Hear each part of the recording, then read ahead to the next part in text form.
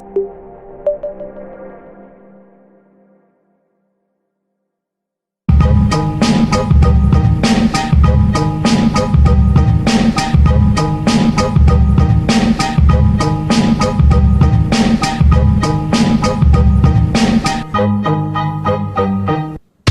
it's Chris from the Content Marketing Academy here, and I've got two great questions for you today. It's all about content management systems, or CMS is what is also known as. You may have heard it before, you may have even heard of something called WordPress.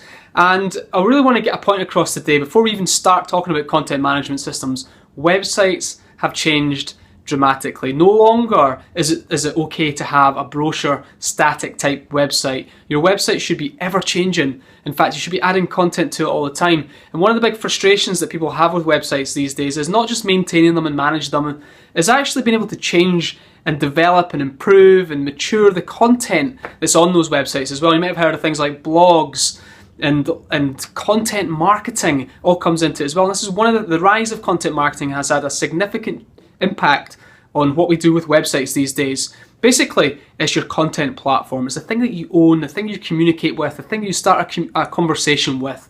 And you want to have the ability, you really do need the ability to change content or copy on your homepage, your services pages. You might even want to add new pages, your contact page. You might want to create landing pages for products and services. You might want to add images, add videos, add podcasts. You want to do all of this kind of stuff. Now, there's some businesses that don't want anything to do with that at all, and they'll hire a company just like ours to manage that all for them.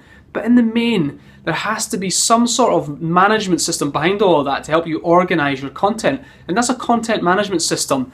So a content management system is really just literally what it says.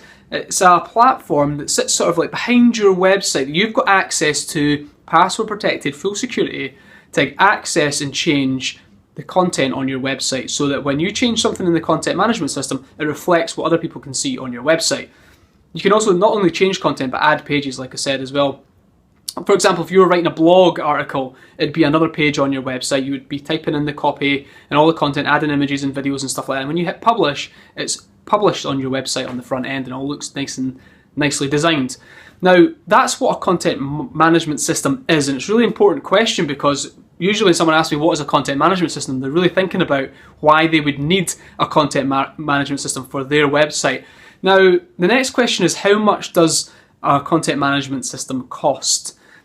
And there's varying answers here, but I don't think the question's right, because regardless of how much it costs, the question really should be around what can a content management system allow you to do. That would be a better question.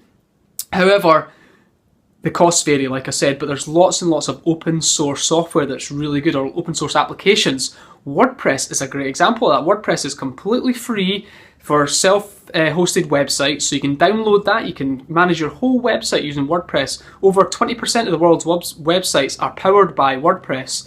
We use WordPress and it's a great open source platform, and it's well maintained, and it gets lots and lots, it's looked after really, really well with a worldwide community. So that's a fantastic place to start.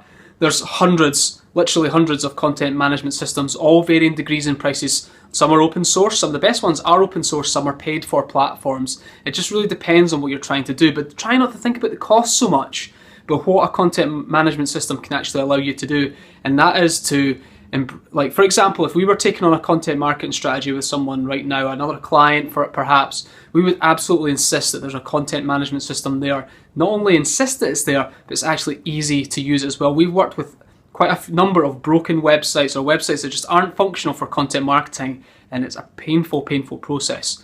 So, great questions. What is a content management system? How much does a content management system cost? That's your answers right there. Definitely make sure you've got one. Look at WordPress as an example. I guess when it comes to costs, just to kind of fill the blank in there actually, when it comes to costs, if you've already got a website and there isn't a content management system there, then that's where there could be cost implications for. In other words, you might have to get a new website, right? And that could be a bit painful, but trust me, starting with a new foundation, something flexible, a flexible platform that's going to allow you to embrace a content marketing strategy as far as blogs and podcasts and videos are concerned, then it'll help you, it'll be hugely valuable in the long run. So there has to be a time when you're going to have to do this, unfortunately. However, if you've not got a website at the moment and you're just starting fresh, then seriously look at something like WordPress.